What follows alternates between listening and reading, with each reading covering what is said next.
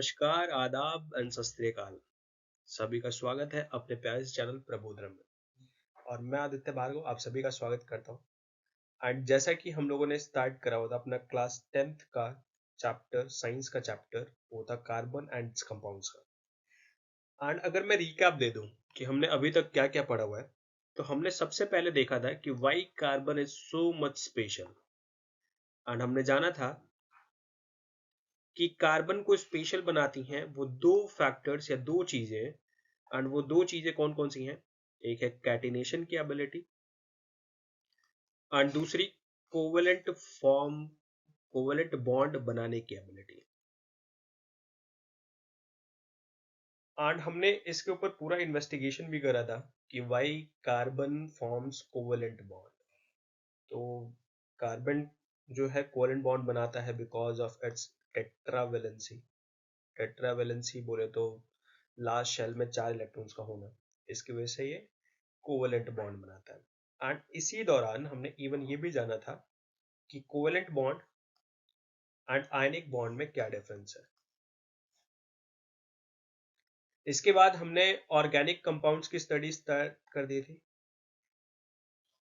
Organic compounds के बारे में पढ़ते हुए हमने जाना अ क्लास ऑफ ऑर्गेनिक कंपाउंड्स के बारे में, जिनको हमने कहा था हाइड्रोकार्बन्स। बेसिक तौर पे ऑर्गेनिक कंपाउंड्स की डेफिनेशन होती थी कि compounds of carbon containing usually hydrogen and other elements, यानी कार्बन के कंपाउंड्स जिनमें हाइड्रोजन होगा और साथ में दूसरे एलिमेंट्स भी मौजूद हो सकते हैं। और इसी का एक क्लास था हाइड्रोकार्बन्स का, जिसके अंदर सिर्फ और सिर्फ carbon and hydrogen he available होते हैं। ये भी एक तरीके के ऑर्गेनिक कंपाउंड्स हैं, क्योंकि ऑल द वे हाइड्रोकार्बन्स भी कार्बन के ही कंपाउंड्स माने जाएंगे या होते हैं। एंड इन्हीं हाइड्रोकार्बन्स को हमने फर्दर 3 फैमिलीज में क्लासिफाई करा था। Alkane family, alkene family and alkyne family. उसके बाद मैंने इवन ये भी बताया था कि एल्केन फैमिली की क्या विशेषता है कि कार्बन कार्बन के बीच सिंगल बॉन्ड होगा। एल्कीन फैमिली की विशेषता है कि दो कार्बन के बीच एटलीस्ट दो कार्बन के बीच डबल बॉन्ड होगा। वही एल्काइन फैमिली की विशेषता है कि एटलीस्ट दो कार्बन के बीच ट्रिपल बॉन्ड होगा। एंड क्योंकि क्लास 10th के हिसाब से आपको एक ही डबल बॉन्ड और ट्रिपल बॉन्ड की स्टडी करना है, इसीलिए अगर आपको आपके टीचर्स ये कहते हैं कि अगर दो कार्बन के बीच डबल बॉन्ड है और ट्रिपल बॉन्ड है तो एल्कीन एंड अल्काइन कहे जाएंगे, तो वो भी सही है, क्योंकि ऑल द वे आपको ग्रेड 10th के हिसाब से सिर्फ दो कार्बन के बीच ही स्टडी करने का है। बोले तो सिर्फ एक ही डबल बॉन्ड और एक ही ट्रिपल बॉन्ड की स्टडी करना है, इसीलिए आमतौर पे टीचर्स आपको यही बात बताते हैं। फिर एल्केन एल्कीन एंड अल्काइंस के मेंबर्स को भी हमने जाना था। एंड टोटल 6 मेंबर्स देखे थे हमने एल्केन्स में। एंड वो 6 मेंबर्स कौन कौन से थे? Methane, ethane, propane, butane, pentane, hexane. इसी तरह से एल्कीन्स में हमने 5 मेंबर्स देखे थे। एंड वो 5 मेंबर्स में मिथीन नहीं था, उसको छोड़ के ethene, propene, butene, pentene, hexene था। एंड साथ में एल्काइन में हमने फिर 5 मेंबर्स देखे थे, मिथाइन को छोड़ के ethyne, propyne, butyne, pentyne and hexyne को। तो कुल मिलाकर अभी तक हमने ये सारी डिस्कशंस की हैं। हमने इनके स्ट्रक्चर्स बनाए थे, इवन याद होगा आप लोगों को। तो हमने इनके डॉट स्ट्रक्चर भी बनाया था, साथ में चेन स्ट्रक्चर भी बनाया था हमने। एंड साथ में इनके कंडेंस्ड फॉर्म को भी देखने की कोशिश करी, कंडेंस्ड फॉर्म में क्या होगा। और इसके साथ साथ एक क्वेश्चन था जो मैंने ऑलरेडी इसको पेंडिंग में डाला हुआ था कि all the way saturated hydrocarbon जो है वो एल्कीन्स को ही क्यों कहते हैं, एंड अनसैचुरेटेड हाइड्रोकार्बन जो है वो एल्कीन एंड एल्काइन को ही क्यों कहते हैं। एंड इसी चीज को अभी हम लोग समझने की कोशिश करेंगे कि इन दोनों, मतलब ये एल्कीन एंड एल्काइंस को ही अनसैचुरेटेड क्यों कहते हैं एंड एल्केन को हम लोग सैचुरेटेड क्यों कहते हैं। और उसके लिए हमें एक स्ट्रक्चर बना के देखना पड़ेगा पहले कि एल्कीन का क्या स्ट्रक्चर है, एल्कीन का क्या स्ट्रक्चर है एंड एल्काइन का क्या स्ट्रक्चर है। एंड सैचुरेटेड शब्द एंड अनसैचुरेटेड शब्द को थोड़ा सा डायग्नोज करना पड़ेगा, तब जाके हमें समझ में आएगा। तो स्टार्ट करते हैं अपने चैप्टर को। Okay, saturated and unsaturated hydrocarbons के बारे में समझने के लिए सबसे पहले एक एल्कीन एंड एक अल्काइन फैमिली के मेंबर का स्ट्रक्चर बनाएंगे। तो एक उठा लेते हैं, जैसे कि एक तरफ ले लेते हैं हम प्रोपेन को, दूसरी तरफ प्रोपीन को एंड तीसरी तरफ प्रोपाइन को। प्रोपेन आपको याद आ रहा होगा, प्रोपेन में आपके पास 3 कार्बन होंगे, 1 2 3। क्योंकि ये एल्केन फैमिली है तो कार्बन कार्बन एक दूसरे के साथ जुड़ने के लिए सिंगल बॉन्ड्स का इस्तेमाल करेंगे। टोटल कार्बन के पास 4 वैलेंस इलेक्ट्रॉन्स होते हैं, तो ये 4 है। अब हमारा लास्ट कार्बन जो है ये क्या कहेगा कि भाई मेरे पास टोटल 5 इलेक्ट्रॉन्स अभी अवेलेबल है। कैसे? ये 4 तो मेरे खुद के एंड एक ये रहा, क्योंकि ऑल द वे इस कार्बन के इस इलेक्ट्रॉन की शेयरिंग करने वाला हूं मैं, तो टोटल 5 इलेक्ट्रॉन्स है मेरे पास एंड 3 इलेक्ट्रॉन्स और चाहिए मुझे सेटिस्फाई होने के लिए। तो फिर इसने 3 इलेक्ट्रॉन्स डिमांड करे हाइड्रोजन से, तो 3 हाइड्रोजन इसको 3 इलेक्ट्रॉन्स देने वाले हैं। हाइड्रोजन भी एक एक इलेक्ट्रॉन की शेयरिंग करके स्टेबल हो चुके हैं ऑल द वे, तो ये तीनों के तीनों हाइड्रोजन स्टेबल हो चुके हैं और इस कार्बन को 3 इलेक्ट्रॉन्स हाइड्रोजन से मिल गया और इस तरीके से ये कार्बन हो गया स्टेबल। सिमिलरली अगर हम दूसरे वाले कार्बन से पूछें, बीच वाले से, इससे कि भाई आपके पास कितने इलेक्ट्रॉन हैं, तो ये बोलेगा कि अभी मेरे पास टोटल 4 और 2 6 इलेक्ट्रॉन्स हैं। कैसे? तो 4 इलेक्ट्रॉन्स तो मेरे खुद के वैलेंस, 4 वैलेंस इलेक्ट्रॉन्स मेरे खुद के, एक इलेक्ट्रॉन मुझे ये वाला कार्बन देगा एंड दूसरा इलेक्ट्रॉन मुझे ये वाला कार्बन देगा, यानी कुल मिलाकर मुझे 6 इलेक्ट्रॉन्स हैं एंड 2 इलेक्ट्रॉन्स मुझे चाहिए जो कि मुझे मिल जाएंगे हाइड्रोजनों से। मैंने कहा बहुत बढ़िया। इसका मतलब ये कार्बन भी सेटिस्फाई हो चुका है by sharing 2 electrons from other 2 hydrogens. तो इस कार्बन को भी टोटल 8 इलेक्ट्रॉन्स मिल चुके हैं। वही अगर मैं लास्ट वाले कार्बन से पूछूं कि भाई आपके पास टोटल कितने इलेक्ट्रॉन्स अवेलेबल हैं, तो ये कहेगा कि मेरे पास 5 इलेक्ट्रॉन्स अवेलेबल है, जिसमें से 4 मेरे खुद के हैं, एक बगल वाले भाई के साथ शेयर कर रहा हूं मैं, ये रहा, एंड 3 इलेक्ट्रॉन्स चाहिए मुझे एंड वो 3 इलेक्ट्रॉन्स मुझे हाइड्रोजनों से मिलने वाला है। तो ये रहे हाइड्रोजन जो कि एक एक इलेक्ट्रॉन की शेयरिंग करने वाले हैं एंड इस कार्बन को टोटल 3 इलेक्ट्रॉन्स ये तीनों मिलकर देने वाले हैं। और इस तरीके से हमारा प्रोपेन का स्ट्रक्चर बन चुका है।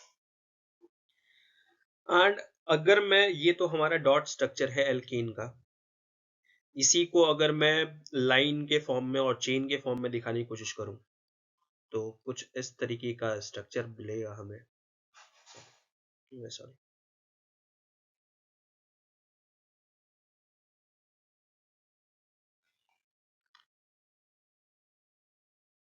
CH3 CH2 एंड CH3, ये रहा प्रोपेन। वही प्रोपीन अगर मैं बनाऊं एंड अब हमें स्ट्रक्चर्स को बड़ा ध्यान से देखना पड़ेगा, क्योंकि ऑल द वे मुझे समझना है या समझाना भी है आपको कि सैचुरेटेड क्यों एल्केन्स को ही कहते हैं एंड क्यों एल्कीन एंड अल्काइंस को अनसैचुरेटेड कहते हैं। एंड इसलिए ध्यान से, प्रोपीन का स्ट्रक्चर कैसा होता है, तो इसमें भी 3 कार्बन हैं, 2 कार्बन एक दूसरे के साथ जुड़ने के लिए 2-2 इलेक्ट्रॉन की शेयरिंग कर रहे हैं। तो ये कार्बन 2 इलेक्ट्रॉन की शेयरिंग जो है वो बगल वाले, बोले तो बीच वाले के साथ कर रहा है एंड बीच वाला 2 इलेक्ट्रॉन की शेयरिंग लास्ट वाले के साथ कर रहा है। टोटल इनके पास 4 इलेक्ट्रॉन्स होते हैं लास्ट शेल में, तो 2 3 4। बीच वाले कार्बन की बात करें तो 2 इलेक्ट्रॉन ये रहे, 3 4। और लास्ट वाला जो कार्बन है इसकी बात करें, 1 2 3 4। इस कार्बन से हमने पूछा लास्ट वाले से कि भाई आपके पास टोटल कितने इलेक्ट्रॉन्स हैं, ऐसे ने कहा अभी मेरे पास अवेलेबल है टोटल 6 इलेक्ट्रॉन्स। मैंने पूछा कैसे, तो 4 तो मेरे खुद के एंड 2 ये बगल वाला जो कार्बन है जो बीच वाला है ये मुझे देने वाला है। टोटल मुझे 2 इलेक्ट्रॉन और चाहिए जो कि मुझे हाइड्रोजन से मिल जाएगा। मैंने कहा बहुत बढ़िया।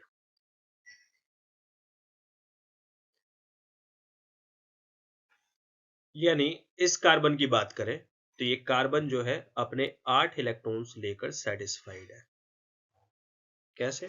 तो देख सकते हो आप, 4 इसके खुद के हैं, 2 बीच वाले से ले रखा है इसने इलेक्ट्रॉन, एंड 2 इलेक्ट्रॉन इसको हाइड्रोजन दे रहे हैं। वही बीच वाला कार्बन, इससे पूछा हमने कि आपके पास कितने भाई, तो इसने बोला कि मेरे पास टोटल 7 इलेक्ट्रॉन्स है। मैंने कहा कैसे? तो इसने कहा कि 4 मेरे खुद के इलेक्ट्रॉन्स हैं एंड 2 मुझे लास्ट वाला कार्बन देगा एंड एक में इस साइड का कार्बन देगा, ये वाला। मैंने कहा बहुत बढ़िया भाई, टोटल आपके पास 7 इलेक्ट्रॉन्स है, एक इलेक्ट्रॉन कहाँ से मिलेगा? तो इसने कहा हाइड्रोजन के साथ मैं शेयरिंग करूंगा।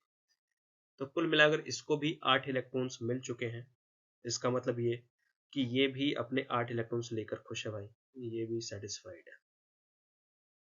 ओके। लास्ट वाले से हमने पूछा कि भाई आपकी क्या कहानी है। इसने बोला मेरे पास अभी 5 इलेक्ट्रॉन्स हैं। मैंने पूछा 5 कैसे? 4 मेरे वैलेंस इलेक्ट्रॉन में ऑलरेडी थे, एक शेयरिंग कर रहा हूं मैं, तो एक मुझे इलेक्ट्रॉन यहाँ बीच वाला दे देगा, 5 हो जाएंगे एंड 3 इलेक्ट्रॉन्स मुझे मिल जाएंगे हाइड्रोजन के साथ या हाइड्रोजन से। मैंने कहा बहुत बढ़िया। इट मीन्स कि ये सारे के सारे कार्बन्स के पास इनके 8-8 इलेक्ट्रॉन्स लास्ट शेल में अवेलेबल है एंड उसके साथ साथ हाइड्रोजन्स भी अपने स्टेबल है। एंड अब ध्यान से सुनना, एक सवाल है कि अगर बाई चांस ये कार्बन जो है बीच वाला एंड ये वाला कार्बन, क्या ये दोनों एक दूसरे के साथ जुड़ने के लिए एक एक इलेक्ट्रॉन की शेयरिंग इनफ नहीं थी? बिल्कुल इनफ थी। यानी ये जो 2 इलेक्ट्रॉन्स ये एक दूसरे के साथ शेयर कर रहे हैं, ये फालतू का कर रहे हैं। अगर ये 2 इलेक्ट्रॉन्स एक दूसरे के साथ शेयर ना करके, एक दूसरे के साथ शेयर ना करते, तो फिर क्या होता? तो सर, अगर ये एक दूसरे के साथ ये 2 इलेक्ट्रॉन की शेयरिंग नहीं करते, तो फिर ये दोनों के दोनों 2 और हाइड्रोजन को ऐड करने के लिए सक्षम थे। बोले तो 2 और हाइड्रोजन्स ये ऐड कर सकते थे। ये एक इलेक्ट्रॉन ये एक दूसरे के साथ फालतू में यूज कर रहे हैं। अगर ये बॉन्ड नहीं बना होता तो ये 2 इलेक्ट्रॉन्स को और ऐड कर सकते, 2 हाइड्रोजन को और ऐड कर सकते थे। इट मींस इनके पास जगह अवेलेबल है। ध्यान रखना कि प्रोपीन में एक बॉन्ड फालतू है एंड इस एक बॉन्ड को तोड़कर ये और हाइड्रोजन को जोड़ सकते हैं। ध्यान से अभी ध्यान रखने का है। इससे पहले, आगे इस चीज को डिस्क्लोज करने से पहले, मैं चाहता हूं कि आप प्रोपाइन का भी एक बार स्ट्रक्चर देख लो। प्रोपाइन के स्ट्रक्चर में क्या कहानी है भाई? 3 कार्बन लगे पड़े हैं, 1 कार्बन, 2 कार्बन, 3 कार्बन। ये जो लास्ट के जो 2 कार्बन है, ये एक दूसरे के साथ 3-3 इलेक्ट्रॉन की शेयरिंग करने वाले। हमने इस कार्बन से पूछा कि भाई तेरे पास टोटल कितने इलेक्ट्रॉन है? इसने कहा 7। मैंने कहा कैसे? 3 इलेक्ट्रॉन, 4 तो मेरे लास्ट शेल में खुद है ही, 3 मुझे बगल वाले से मिल जाएगा, टोटल हो गए 7। एक इलेक्ट्रॉन की जरूरत है, वो मुझे हाइड्रोजन से मिल जाएगा। मैंने कहा बहुत बढ़िया भाई, तूने अपना पूरा का पूरा जुगाड़ बिठा लिया है। और इसका मतलब ये कि ये अपने 8 इलेक्ट्रॉन्स लेके बैठा हुआ है। मैंने इस बीच वाले कार्बन से पूछा कि तेरे पास कितने इलेक्ट्रॉन है? इसने कहा 8। मैंने कहा कैसे? इसने बोला कि 4 मेरे खुद के, 3 मुझे ये लास्ट वाला देगा एंड एक मुझे इस तरफ का कार्बन देगा। इसका मतलब कि मेरे पास भी 8 इलेक्ट्रॉन्स हैं। मैंने फिर लास्ट वाले कार्बन से पूछा भाई आपकी क्या कहानी है? इसने कहा कि अभी मेरे पास 5 है एंड 3 इलेक्ट्रॉन मुझे हाइड्रोजन से मिल जाएंगे। मैंने कहा बहुत बढ़िया। तो 3 इलेक्ट्रॉन्स इसको हाइड्रोजन देने वाले हैं। तो ये 3 इलेक्ट्रॉन्स हाइड्रोजन इसको दे रहे हैं और इस तरीके से ये सारे के सारे फुलफिल हो गए। ध्यान से देखो भाई, ये वाला कार्बन एंड ये वाला कार्बन, ये दोनों फालतू में ही तो दो एक्स्ट्रा बॉन्ड बना के बैठे हुए हैं। ये चाहते तो एक दूसरे से जुड़ने के लिए एक बॉन्ड इनफ है, या कह लो एक इलेक्ट्रॉन की शेयरिंग इनफ है। ये दो इलेक्ट्रॉन्स की शेयरिंग ये फालतू कर रहे हैं।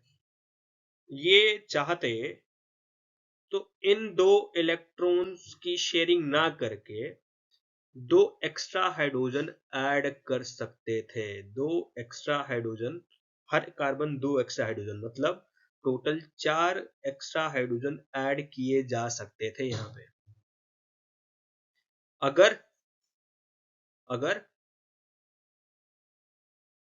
अगर यहां पे शेयरिंग नहीं हुई होती। ये फालतू के दो इलेक्ट्रॉन्स की शेयरिंग दोनों जो कर रहे हैं, अगर ये नहीं हुआ होता तो इट मींस चाहे एल्कीन फैमिली का कोई मेंबर हो, चाहे एल्काइन फैमिली का कोई मेंबर हो, क्योंकि ऑल द वे एल्कीन्स वालों के पास डबल बॉन्ड होगा, एल्काइंस वालों के पास ट्रिपल बॉन्ड होगा। एंड इसका मतलब ये कि किसी भी मेंबर को आप देखोगे एल्कीन फैमिली के और एल्काइन फैमिली के, तो इनके पास फालतू के बॉन्ड्स हैं। एल्कीन वालों के पास एक बॉन्ड फालतू है एंड एल्काइन वालों के पास दो बॉन्ड्स फालतू है। इट मींस कि एल्कीन वालों के पास दो हाइड्रोजन एक्स्ट्रा जोड़ने की एबिलिटी है, जबकि एल्काइन वालों के पास चार बॉन्ड एक्स्ट्रा चार हाइड्रोजन जोड़ने की एक्स्ट्रा एबिलिटी है। It means they have space. Sir ये बार बार आप बोले जा रहे हो they have space, they have space, क्यों ऐसा क्यों बोल रहे हो आप? इसके पीछे रीजन है इस शब्द का। आप लोगों को क्लास 9th में सैचुरेटेड शब्द सिखाया गया था सॉल्यूशन में, एंड वहां बताया गया था कि saturated solution is that solution which in which no more solute can be added, जिसमें और ज्यादा सॉल्यूट ऐड नहीं किया जा सकता। मींस कि उसके पास कोई और स्पेस नहीं है, उसमें और सॉल्यूट ऐड नहीं हो सकता। यही कहानी तो एल्केन के साथ है। अब आप देख रहे हो कि एल्केन में सारे के सारे जो कार्बन है एक दूसरे के साथ जुड़े हुए हैं सिंगल बॉन्ड बना के, एंड क्योंकि सिंगल बॉन्ड बना के ये जुड़े हुए हैं एक दूसरे के साथ, तो इसलिए ये और ज्यादा इलेक्ट्रॉन्स को जोड़ नहीं सकते हैं। ये जो है आपके एल्केन्स, ये एक दूसरे के साथ सिंगल बॉन्ड बना के जुड़े हुए हैं।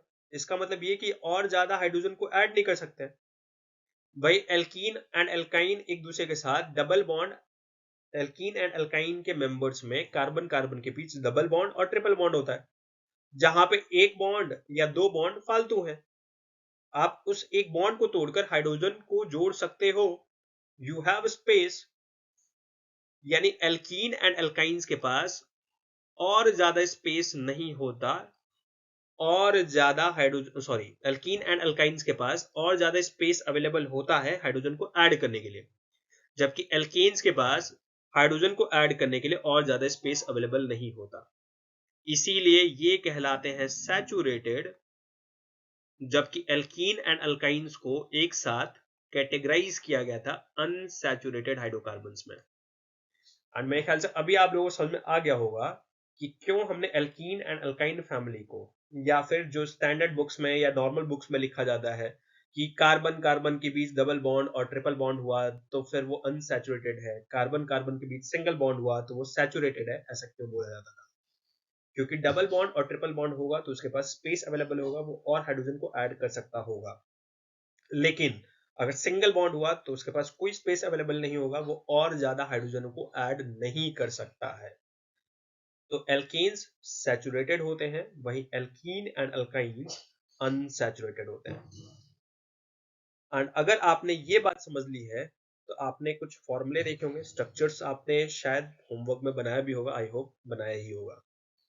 एंड यहां से हम लोग जनरल फॉर्मूला की तरफ चल सकते हैं कि एल्कीन्स के लिए जनरल फॉर्मूला क्या है, एल्कीन्स के लिए जनरल फॉर्मूला क्या है, एंड अल्काइंस के लिए जनरल फॉर्मूला क्या है। सवाल आया कि सर जनरल फॉर्मूला क्या है? जनरल फॉर्मूला एक ऐसा फॉर्मूला है जो कि वैलिड है ऑल मेंबर्स पे, यानी एक ऐसा फॉर्मूला जो सारे के सारे मेंबर्स फॉलो कर रहे हैं। लेट अस सपोज मैंने आपसे बोला कि जल्दी से पेंटेन का फॉर्मूला बनाओ। आपने कहा कि सर पेंटेन का फॉर्मूला वो तो स्ट्रक्चर बनाना पड़ेगा। मैंने कहा बनाओ।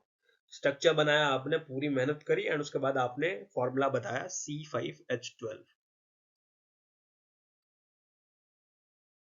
स्ट्रक्चर से फॉर्मूला बताया, लेकिन अगर मुझे एक ऐसा फॉर्मूला पता चल जाए जो कि मुझे पता हो कि ये सारे के सारे एल्केन के मेंबर्स इस फॉर्मूले को फॉलो करते हैं, एंड उससे मैं आराम से पेंटेन का, ब्यूटेन का, हेक्सेन का किसी का भी फॉर्मूला बता सकता हूँ।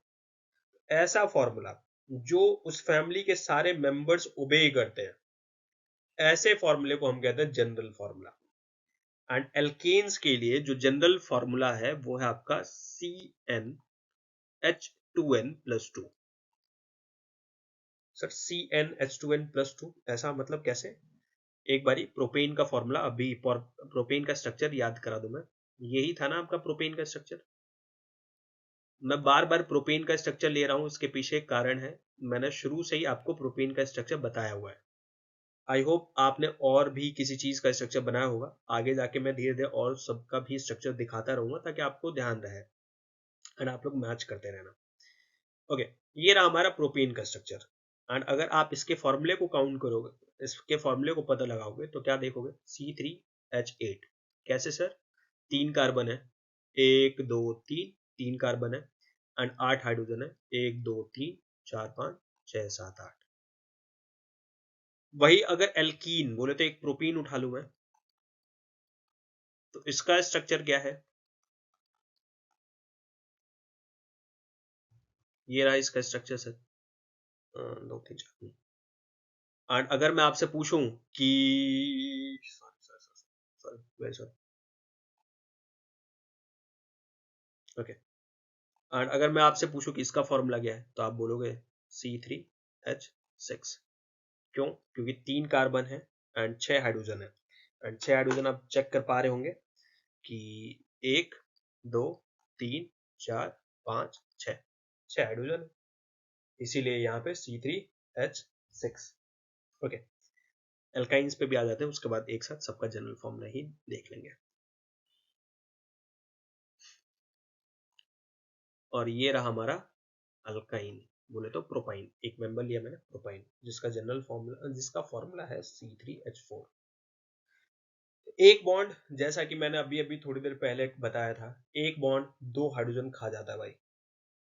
यही तो हुआ है यहाँ पे कि एक एक्स्ट्रा बॉन्ड जो आया, ये जो एक एक्स्ट्रा बॉन्ड आया, इसने 2 हाइड्रोजन खा लिया।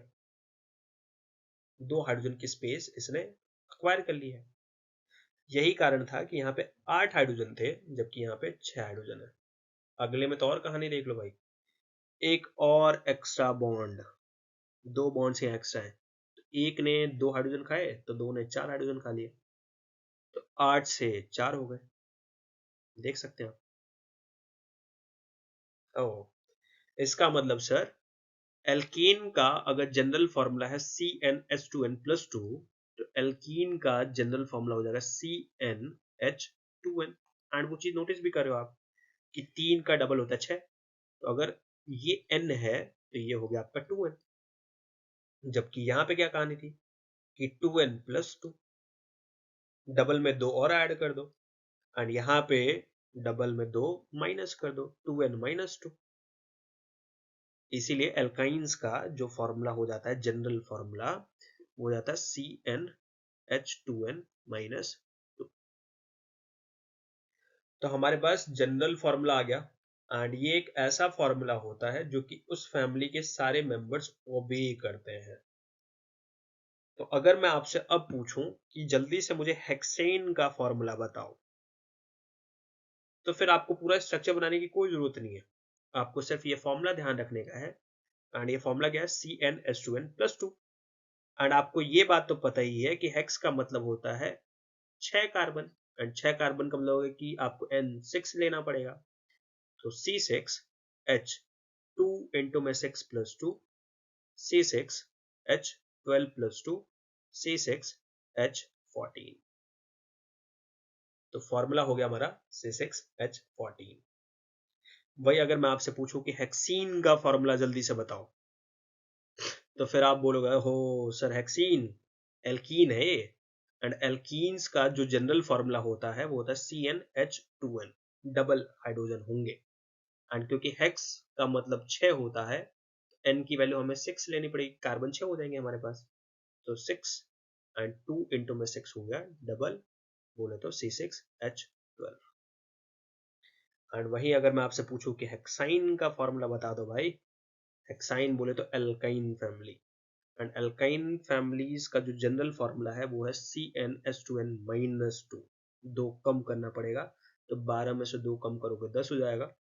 एंड इसको ऐसा भी समझ सकते हो, हेक्स मतलब वही 6, तो CnH2n-2 फॉर्मूला लगाओ, C6H2 इंटू में 6 माइनस 2, C6H10, 6 दूना 12 माइनस 2 10। तो ये हो गया हमारा हेक्साइन का फॉर्मूला, क्या हो गया ये C6H10। ओके, तो अभी अभी हमने क्या क्या चीजें सीख ली। सबसे पहले हमने देखा कि सैचुरेटेड एंड अनसैचुरेटेड में क्या डिफरेंस है, हम क्यों एल्केन्स को ही सैचुरेटेड कहते हैं एंड क्यों एल्कीन एंड अल्काइंस को अनसैचुरेटेड कहते हैं। एंड उसके साथ साथ हमने ये भी देखा कि जनरल फॉर्मूला क्या है एंड अलग अलग हाइड्रोकार्बन्स के लिए जनरल फॉर्मूला क्या होगा। हमने देखा कि एक ऐसा फॉर्मूला जो किसी फैमिली के सारे मेंबर्स ओबे करते हों, उस फॉर्मूले को हम कहते हैं जनरल फॉर्मूला। एंड एल्कीन्स के लिए जो जनरल फॉर्मूला होता है वो होता है CnH2n+2, वही एल्कीन्स के लिए होता है CnH2n, एंड एल्काइंस के लिए होता है CnH2n-2। ओके, एंड अब हम लोग बहुत इंटरेस्टिंग चीज के ऊपर जा रहे हैं जो कि है फंक्शनल ग्रुप्स के ऊपर। सवाल आया सर फंक्शनल ग्रुप्स किन्हें कहते हैं, किस तरह के ग्रुप्स हैं ये। तो फंक्शनल ग्रुप्स ऐसे ग्रुप्स होते हैं जो कि किसी भी हाइड्रोकार्बन में ऐड होने के बाद उसकी केमिकल प्रॉपर्टी को बदल देंगे, उसकी प्रॉपर्टी को ही बदल देंगे, आइदर केमिकल और फिजिकल, उसकी प्रॉपर्टी को ही बदल देंगे। फॉर एग्जाम्पल एक फंक्शनल ग्रुप ले रहा हूं मैं जो कि है अल्कोहल, बहुत कॉमन फंक्शनल ग्रुप है ये, जिसने पूरे देश की जीडीपी को संभाल के रखा हुआ है। तो अल्कोहल फंक्शनल ग्रुप के बारे में स्टडी करें हम, एंड अल्कोहल फंक्शनल ग्रुप कहते हैं हम लोग OH को। स्ट्रक्चर अभी बाद में सीखेंगे, बट अभी मैं सिर्फ फंक्शनल ग्रुप की डेफिनेशन देने के लिए इस ग्रुप को ले रहा हूं मैं। एंड एक हाइड्रोकार्बन ले रहा हूं मैं जो कि है इथेन, इथेन ये रहा। एंड इथेन का चेन स्ट्रक्चर अगर मैं बनाऊं तो ये हमारा चेन स्ट्रक्चर ऑफ इथेन। मैंने क्या करा कि इसमें से एक H को रिमूव करा, लेट अस सपोज ये H है एंड इसको रिमूव करा मैंने, एंड यहाँ पे OH को ऐड करा। कैसे रिमूव करा कैसे ऐड करा वो आगे का टेक्स्ट है, बट अभी क्या करा है मैंने, इस हाइड्रोकार्बन में जिसका नाम है इथेन, इस हाइड्रोकार्बन में एक फंक्शनल ग्रुप को ऐड करा है जो कि है OH। एंड जैसे ही इस OH को ऐड करा है तो ये बन गया इथेनॉल, ये है इथेन जबकि है इथेनॉल। तो क्या हुआ, ये जो फंक्शनल ग्रुप था इसने इस हाइड्रोकार्बन में ऐड होते ही इसकी प्रॉपर्टी को टोटली चेंज कर दिया। इथेन में ऐड होते ही इसकी प्रॉपर्टी को टोटली चेंज कर दिया। कैसे सर, इथेन एक गैस होती है जबकि इथेनॉल लिक्विड होता है एट रूम टेम्परेचर। लो भाई, प्रॉपर्टी में बदलाव आ गया। इथेन एक पॉइजनस गैस होती है, थोड़ा झूठ बोल रहे हम लेकिन ध्यान रखना, इथेनॉल जन्नत है एंड पीने के बाद लेकिन प्लीज बीइंग अ टीचर ऐसा करना ठीक है, बट आप समझो कि ये चीज अच्छी नहीं है ना, तो आप लोग कहीं इनटेक करना मत शुरू कर देना, बट स्टिल। तो इथेन पॉइजनस गैस है, बट ये मेडिसिन वगैरह में अच्छा ही है, मतलब बहुत जगहों पे यूज भी होती है। तो आप समझ सकते हो कि इथेन जो कि एक हाइड्रोकार्बन था, एंड इस हाइड्रोकार्बन में एक ग्रुप ऐड होता है एंड वो ग्रुप ऐड होते हैं इसकी प्रॉपर्टीज को चेंज कर देता है। ये जो ग्रुप है यही है फंक्शनल ग्रुप। इट मींस अगर अब हमसे कोई पूछेगा कि फंक्शनल ग्रुप किन्हें कहते हैं, तो हम बहुत सिंपल टर्म्स में बोलेंगे कि groups which when added to any hydrocarbon changes its property। यानी ऐसे ग्रुप्स जो किसी भी हाइड्रोकार्बन में जुड़ के उसकी प्रॉपर्टी को बदल दें, ऐसे ग्रुप्स को हम कहते हैं फंक्शनल ग्रुप्स। तो सर ऐसे तो बहुत सारे ग्रुप्स होंगे, ऑफ कोर्स बहुत सारे ग्रुप्स होंगे भाई, टोटल 118 एलिमेंट्स हमारे पास, तो हम कितने भी कॉम्बिनेशंस बना सकते हैं, मतलब मिलियंस ऑफ कॉम्बिनेशंस बना सकते हैं। तो क्या हम सबको पढ़ने का है? नहीं, हमको सबको नहीं पढ़ने का है, हमको कुछ चुनिंदा फंक्शनल ग्रुप्स की स्टडी करना है। एंड उसमें है हमारे पास टोटल 5 फंक्शनल ग्रुप्स, एंड वो 5 फंक्शनल ग्रुप में 3 इस स्लाइड पे हैं एंड 2 नेक्स्ट स्लाइड पे। पहले हम इन 3 की स्टडी करेंगे एंड फिर उन 2 की स्टडी करेंगे। आज की क्लास में हम सिर्फ और सिर्फ स्ट्रक्चर्स को स्टडी करेंगे, एंड स्ट्रक्चर्स को स्टडी करने के बाद आगे क्लास में हम फंक्शनल ग्रुप को यूज करके हम अलग अलग फॉर्मूले एंड अलग अलग कंपाउंड्स को भी बनाएंगे। बट अभी के लिए हम सिर्फ और सिर्फ फंक्शनल ग्रुप के स्ट्रक्चर्स को ही स्टडी करने वाले हैं। तो पहला फंक्शनल ग्रुप वो है हमारा हैलोजन। एंड हैलोजन्स बेसिक तौर पे हम बोलते हैं उन एलिमेंट्स को जो कि सॉल्ट बनाने के लिए काम आते हैं, एंड ये होते हैं आपके ग्रुप 17 के एलिमेंट्स। थोड़ा सा आपको शायद क्लास 10th के हिसाब से उतना आइडिया नहीं होगा, तो पीरियोडिक टेबल में अगर हम बात करें तो टोटल 18 ग्रुप्स है। तो मान लो ये पीरियोडिक टेबल है और इस तरीके से करके बहुत 18 ग्रुप्स है, 1 2 3 इस तरीके से करके। तो लास्ट में सेकंड लास्ट जो ग्रुप है उसको हम कहते हैं ग्रुप 17 एलिमेंट, मतलब ग्रुप 17। एंड इस ग्रुप 17 में जो भी एलिमेंट्स आते हैं उनको हम कहते हैं हैलोजेंस। तो मतलब जिन एलिमेंट्स को लेकर अपने को डिस्कशन करना है वो है आपका fluorine, chlorine, bromine and iodine. Fluorine, chlorine, bromine and iodine, तो ये हमारे हैलोजेंस हैं। अगर स्ट्रक्चर दिखाऊं, एक का स्ट्रक्चर दिखा रहा हूं एंड उसी से सबका स्ट्रक्चर वैसा ही है लगभग, एंड उसी से आपको आइडिया लगाना है कि कैसे ये जुड़ते हैं, मतलब जुड़ने के लिए कितने बॉन्ड्स बनाते हैं, क्योंकि ऑल द वे मुझे बॉन्ड्स की स्टडी पता होनी चाहिए कि कितने बॉन्ड्स बनाएगा, तभी तो हमें पता चलेगा कितने हाइड्रोजन रिमूव करना पड़ेगा एंड तब जाके वो जुड़ेगा। अभी दिखाया भी था मैंने कि ऐड होने के लिए एक हाइड्रोजन OH ने हटाया था एंड तब जाके वो जुड़ा था। अभी मैं समझाऊंगा भी क्यों एक ही हाइड्रोजन को रिमूव करा गया था, एक ही बॉन्ड क्यों बनाया था OH ने, वो अभी हम डिस्कस करेंगे। तो पहले हम लोग हैलोजन्स को लेकर डिस्कशन कर लेते हैं। तो एक हैलोजन ले रहा हूं मैं फॉर एग्जांपल क्लोरीन को, एंड क्लोरीन को अगर मैं क्लोरीन का स्ट्रक्चर दिखाऊं तो क्लोरीन का एटॉमिक नंबर होता है 17, इसका कन्फिगरेशन है 287, यानी क्लोरीन के लास्ट शेल में टोटल आपको देखने को मिलेंगे 7 इलेक्ट्रॉन्स। लास्ट शेल में बोले तो वैलेंस इलेक्ट्रॉन्स। इसका मतलब कि क्लोरीन को एक इलेक्ट्रॉन चाहिए जुड़ने के लिए, इसका मतलब कि इसको एक इलेक्ट्रॉन चाहिए, एंड एक इलेक्ट्रॉन चाहिए मतलब ये एक ही बॉन्ड बनाएगा।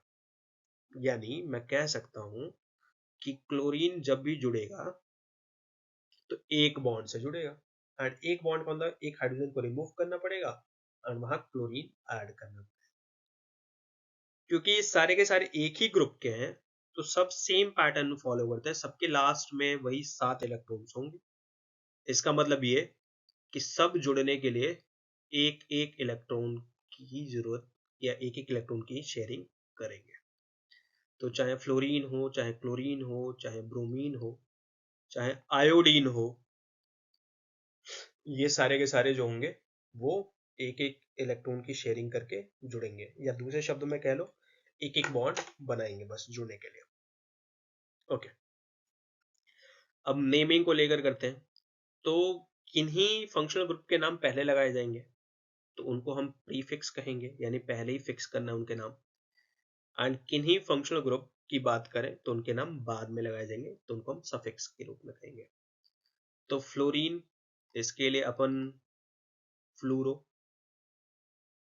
क्लोरीन के लिए अपन यूज करेंगे क्लोरो, ब्रोमीन को लेकर अपन बोलेंगे ब्रोमो, एंड आयोडीन को लेकर अपन बोलेंगे आइडो। इट मीन्स इनके नाम पहले बता दे रहा हूं मैं कि हैलोजेंस के नाम प्रीफिक्स में लगाए जाते हैं, इनके नाम पहले ही फिक्स किए जाते हैं। एग्जाम्पल के तौर पे क्लोरोमीथेन, ब्रोमोपेंटेन, ब्रोमो पहले लगाया एंड फिर हमने एल्कीन फैमिली का नाम, यानी जब भी एक स्ट्रक्चर बनाएंगे हम एंड उसका नामकरण करना होगा तो हैलोजेंस के नाम पहले बोले जाएंगे एंड एल्कीन, एल्केन, एल्कीन और एल्काइंस के नाम बाद में बोले जाएंगे। वही एल्कोहल्स की बात करें, हैलोजेंस के नाम प्रीफिक्स में हो रहेंगे, बाकी जितने भी फंक्शनल ग्रुप हैं उन सब के नाम बाद में लगाए जाएंगे। ठीक है, थोड़ा झूठ ही है अभी, बट क्लास 10 के हिसाब से बिल्कुल सही है। अल्कोहल्स की बात करें अगर हम, तो अल्कोहल्स में जो फंक्शनल ग्रुप होता है वो होता है आपका OH। एंड पहले OH को समझ लेते हैं, OH का क्या है। अभी हमने अल्कोहल फंक्शनल ग्रुप ही ऐड करा था। तो ऑक्सीजन का आप लोगों को याद होगा, ऑक्सीजन का एटॉमिक नंबर होता है 8, कन्फिग्रेशन होती है 2,6। इसके लास्ट शेल में 6 इलेक्ट्रॉन्स होते हैं, 2, 3, 4, 5, 6। स्टेबिलिटी के लिए क्या करना है भाई, तो स्टेबिलिटी के लिए अपना लास्ट शेल आइदर कंप्लीट हो और ऑक्टेट कंप्लीट हो। इसका लास्ट शेल सेकंड शेल है जिसमें 8 इलेक्ट्रॉन्स आ सकते हैं। इसका मतलब ये कि 6 ऑलरेडी है, 2 इलेक्ट्रॉन की और डिमांड है इसकी। 2 इलेक्ट्रॉन्स में से 1 इलेक्ट्रॉन तो इसको मिल गया हाइड्रोजन से। एंड देखो ध्यान से, हाइड्रोजन ने 1 इलेक्ट्रॉन की शेयरिंग करी तो हाइड्रोजन स्टेबल हो गया है, क्योंकि ऑल द वे हाइड्रोजन को 1 ही इलेक्ट्रॉन की शेयरिंग करनी है। लेकिन ऑक्सीजन को 2 इलेक्ट्रॉन्स की शेयरिंग करनी है, तो 1 इलेक्ट्रॉन की शेयरिंग तो इसने हाइड्रोजन के साथ कर लिया, बाकी 1 इलेक्ट्रॉन की शेयरिंग करेगा ये जुड़कर, हाइड्रोकार्बन में जुड़ के। यही कारण है कि अभी थोड़ी देर पहले मैंने सबसे पहले क्या किया था कि एक हाइड्रोजन को हटाया, कार्बन का 1 इलेक्ट्रॉन यहां फ्री हो गया एंड यहाँ पे ऑक्सीजन के एंड से इसको जोड़ दिया, क्योंकि ऑक्सीजन को जुड़ने के लिए 1 इलेक्ट्रॉन की शेयरिंग करनी है। तो भाई इलेक्ट्रॉन होगा तभी तो शेयरिंग करेगा। तो कार्बन का 1 इलेक्ट्रॉन जब फ्री हो गया था हाइड्रोजन को हटाने के बाद, तब जाके ऑक्सीजन उस एंड से जुड़ा था। ऑक्सीजन जुड़ा था, हाइड्रोजन नहीं। बहुत बार आपसे पूछ लिया जाएगा कि कौन से एंड से जुड़ रहा है ये फंक्शनल ग्रुप, तो आपको पता होना चाहिए कि वो किस एंड से जुड़ रहा है और क्यों जुड़ रहा है। क्योंकि ऑल द वे यहाँ पे 1 इलेक्ट्रॉन की डेफिशिएंसी है, इसको 1 इलेक्ट्रॉन चाहिए ऑक्सीजन को, एंड क्योंकि ऑक्सीजन को 1 इलेक्ट्रॉन चाहिए तो इसीलिए 1 इलेक्ट्रॉन के डिमांड में एक बॉन्ड बनाएगा एंड ऑक्सीजन बनाएगा, हाइड्रोजन नहीं बनाएगा, क्योंकि हाइड्रोजन आपका ऑलरेडी फुलफिल्ड है। तो ये हमारे ऑक्सीजन भाई साहब है जो कि 1 इलेक्ट्रॉन डिमांड कर रहे हैं। तो डॉट स्ट्रक्चर ना दिखा के आमतौर पे बुक्स में ऐसे चेन स्ट्रक्चर दिखा देते हैं एंड इधर से छोड़ देते हैं फ्री, क्योंकि ऑल द वे इस एंड से जुड़ने का है। लेकिन हम डॉट स्ट्रक्चर भी बनाएंगे, जब फंक्शनल ग्रुप्स के स्ट्रक्चर बनाएंगे तो डॉट भी बनाएंगे। इनके नाम ओल लिखे जाएंगे एंड ये सफिक्स में लिखे जाएंगे, प्रीफिक्स में नहीं। मींस एग्जांपल के तौर पे अभी अभी मैंने बताया था इथेनॉल, सफिक्स लास्ट में लगा गया। पेंटेनॉल, सफिक्स लास्ट में लिखा गया है। ये ग्रुप है हाइड्रोक्सी, OH हाइड्रोक्सी ग्रुप कहते हैं इसको, एंड इनके नाम लास्ट में लिखे जाते हैं। अगर चेन इनकी है तो इनके नाम लास्ट में लिखे जाएंगे ओल। ओल लिखा जाएगा अल नहीं, क्योंकि आगे जाके हम पढ़ने वाले एल्डिहाइड, एंड एल्डिहाइड्स में अल लिखा जाता है। एल्डिहाइड किस ग्रुप को कहते हैं, तो एल्डिहाइड कहते हैं हम CHO ग्रुप को। यहाँ पे CHO देखते हैं एक बार कैसा होता है।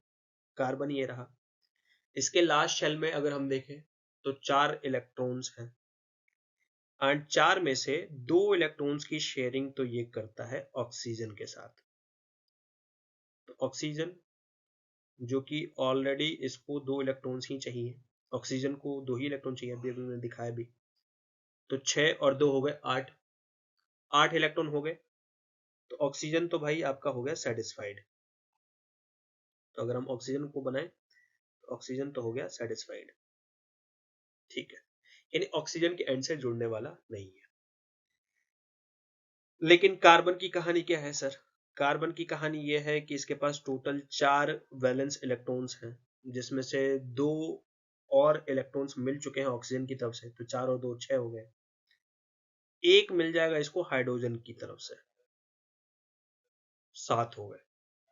हाइड्रोजन स्टेबल्ड है, ऑक्सीजन स्टेबल्ड है, तो दोनों के दोनों स्टेबल हो गए। यानी ये बॉन्ड तो नहीं बनाने वाले हैं। अनस्टेबल कौन है? कार्बन। इसको एक इलेक्ट्रॉन और चाहिए, एंड आप देख सकते हैं 1 2 3 4, 4 इलेक्ट्रॉन्स तो इसके खुद के हैं, 2 ऑक्सीजन से मिल जाने वाले हैं एंड एक इसको हाइड्रोजन से मिल जाने वाला है। 7 हो गए।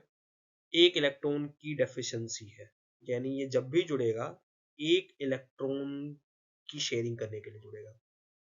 यानी जब एक हाइड्रोकार्बन की चेन होगी, उसमें से एक हाइड्रोजन को हटाएंगे आप, तो ये वाला जो कार्बन है इसके पास एक इलेक्ट्रॉन है, तब ये एल्डिहाइड वाला जो ग्रुप है वो जाके वहां पे जुड़ेगा, क्योंकि इसको एक इलेक्ट्रॉन डिमांडिंग है, या फिर कह सकते हो एक इलेक्ट्रॉन की डेफिशिएंसी है यहाँ पे।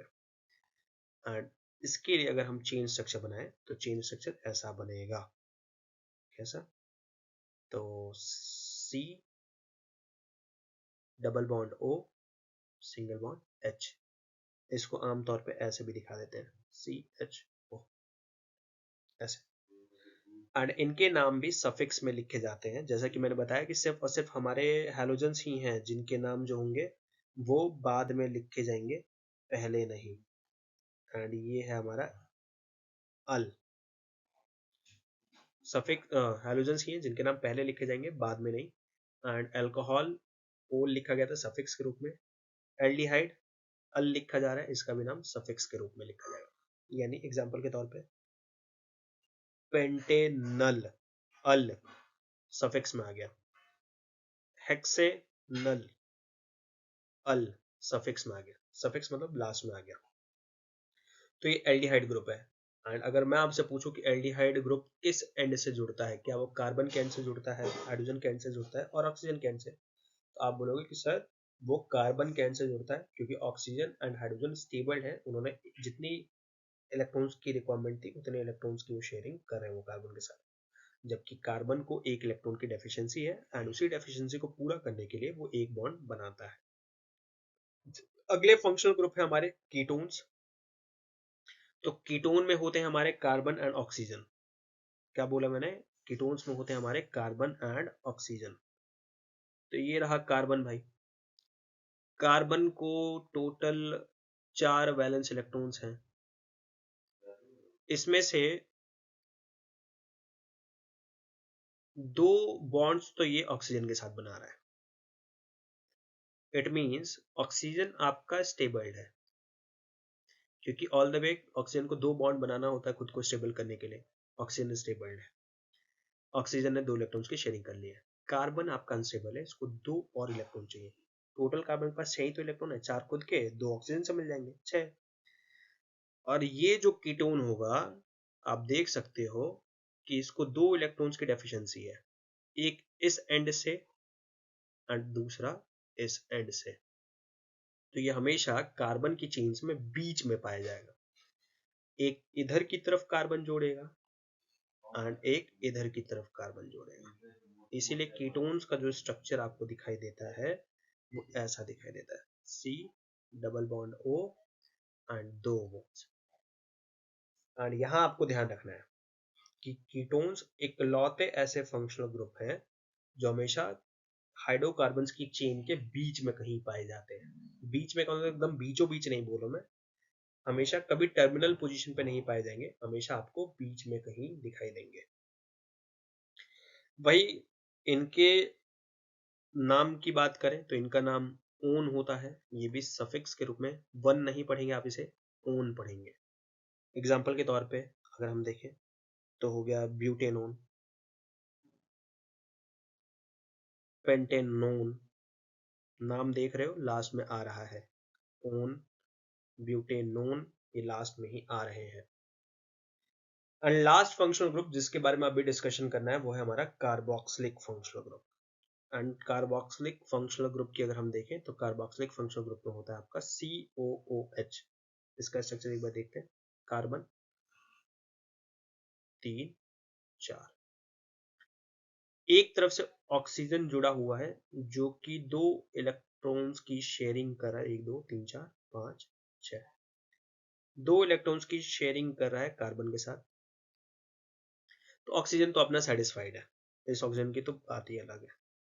दूसरा ऑक्सीजन है, ये भी 2 बॉन्ड बना रहा है लेकिन कार्बन के साथ नहीं, एक बॉन्ड तो कार्बन के साथ एंड एक बॉन्ड हाइड्रोजन के साथ। हाइड्रोजन एक बॉन्ड बना रहा है ऑलरेडी, ये सेटिस्फाइड है।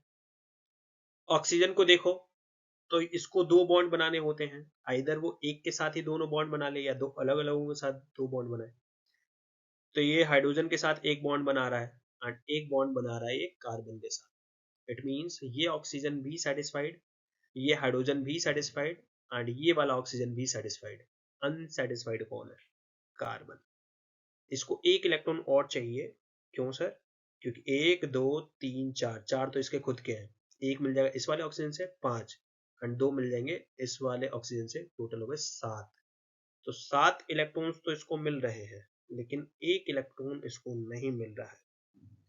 क्या कहा मैंने? कि इसको 7 इलेक्ट्रॉन्स तो मिल रहे हैं बट एक इलेक्ट्रॉन नहीं मिल रहा है एंड उसी एक इलेक्ट्रॉन की डिमांड में वो बॉन्ड बनाएगा, कहीं भी एक ही बॉन्ड बनाएगा क्योंकि एक इलेक्ट्रॉन की शेयरिंग करनी है।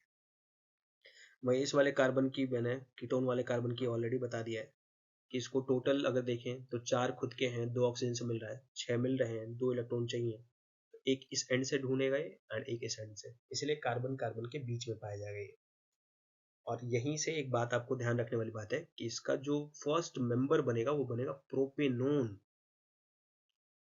सिंपल सी बात है, एटलीस्ट 2 कार्बन के बीच में ये ग्रुप जुड़ा जा सकता है। तो जो 3 स्ट्रक्चर का जो ग्रुप बनता है उसको तो हम प्रोपी बोलते हैं, तो कम से कम आपको प्रोपेनोन मिलेगा, मिथेनॉन इथेनॉन नहीं मिलेंगे। वही कार्बोक्सिलिक एसिड्स आप देख सकते हो कि लास्ट में जुड़ सकता है भाई, कोई वो नहीं है। एंड इसके लिए अगर हम चेन के फॉर्म में दिखाएं तो चेन के फॉर्म में ऐसा देख सकते हैं आप, COOH। एंड इसके लिए स्ट्रक्चर ऐसा लिखा जाता है CO डबल बॉन्ड दोनों तरफ से, जबकि इसके लिए लिखा जाता है COOH। इनका जो नामकरण किया जाता है वो किया जाता है ओइक एसिड से। ये भी सफिक्स में ही यूज होंगे, मैंने ऑलरेडी बोला है हैलोजन के अलावा जितने भी हैं उन सबके नाम सफिक्स में आएंगे। तो कार्बोक्सिलिक एसिड्स के नाम ओइक एसिड के रूप में होंगे एंड ओइक एसिड में जैसे कि ब्यूटेनोइक हो गया, ब्यूटेनोइक एसिड, ओइक एसिड। उसके बाद पेंटेनोइक एसिड, फिर हेक्सेनोइक एसिड। तो आप देख रहे हो इनके नाम भी लास्ट में लग रहे हैं, तो ये हो गए ओइक एसिड्स।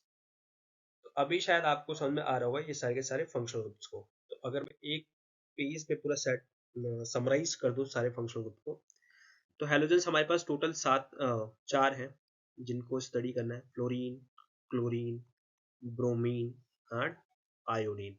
नामकरण कैसे होगा? फ्लोरो, फिर क्लोरो, फिर ब्रोमो एंड आइडो, सबके नाम प्रीफिक्स में जुड़ जाएंगे। ओके। इसके बाद अल्कोहल्स में अगर हम देखें तो OH लगते हैं, ओल सफिक्स में होंगे, सबके ही नाम इसके बाद तो सफिक्स में ही है, तो इसको मैं पूरा का पूरा एक साथ ही कर दूंगा क्योंकि सबके नाम ही सफिक्स में आएंगे। इसके लिए अल आएगा, एल्डिहाइड्स के लिए, कीटोन के लिए ओन आएगा एंड कार्बोक्सिलिक्स के लिए ओइक एसिड आएगा। एल्डिहाइड्स के लिए अभी अभी मैंने जैसा कि बताया कि ये CHO ग्रुप होता है, C double bond O single bond H, carbon के एंड से जुड़ेगा, ये ध्यान रखने वाली बात है। कीटोन CO को कहते हैं, कार्बन के एंड से जुड़ेगा एंड 2 बॉन्ड्स बनाएगा, टर्मिनल पोजीशन पे कभी नहीं लग सकता, ये बीच वाले पोजीशन पे ही कहीं लगेगा। क्या बोला मैंने? टर्मिनल पोजीशन पे कभी नहीं लग सकता, ये हमेशा बीच वाले पोजीशन पे ही कहीं पे लगेगा ये। एंड उसके बाद कार्बोक्सिलिक एसिड अगर हम देखें तो जैसा मैंने बताया COOH, सिंपल टर्म्स में COOH, देखो लास्ट में लगने का है ये, मतलब टर्मिनल पोजीशन पे लगेगा अगर इनकी चेन है तो, ठीक। एंड ये हो गया आपका CHO, ये हो गया आपका CO, ये हो गया आपका OH एंड बाकी ये हो गया। तो आज की क्लास में हमने क्या क्या पढ़ लिया भाई? सबसे पहले हमने देखा सैचुरेटेड, अनसैचुरेटेड, फिर हमने देखा जनरल फार्मूला, एक ऐसा फार्मूला जो सारे के सारे मेंबर्स ओबे ही करते हैं, उसको हम कहते हैं जनरल फार्मूला।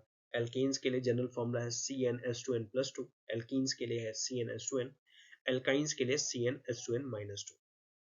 उसके बाद मैंने फंक्शनल ग्रुप्स को दिखाया एंड मैंने ये भी बताया कि उस फंक्शनल ग्रुप के अंदर की क्या कहानी है एंड वो किस एंड से जुड़ेगा, कितने बॉन्ड बनाएगा, कहाँ जुड़ेगा एंड उसका नाम क्या होगा।